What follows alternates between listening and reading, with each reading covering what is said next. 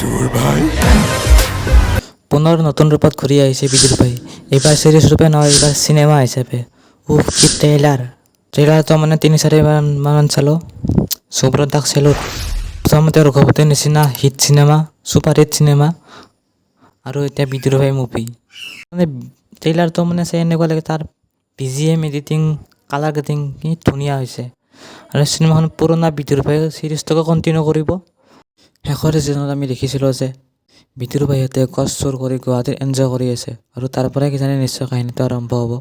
First ট্ৰেইলাৰটোৱে কাহিনীটো ভালকৈ জনোৱা নাই যদিও পুলিচ MLA আদিকে ধৰি এইবাৰ আমি বহুত নতুন নতুন কেৰেক্টাৰ দেখিব পাম চিনেমাখনত।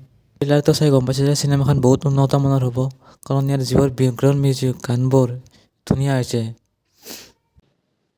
সুব্ৰতে কোৱা মতে এইখন 1.5 কোটি বাজেটৰ ভিতৰত বনিছে, কাৰণ 1-2 কোটি টকা বাজেটৰ ভিতৰত বনোৱা চিনেমা এখনৰ ট্ৰেইলাৰটো চাই যেনেকুৱা ফিল আহিব লাগে তেনেকুৱা ফিলেই আহিছে।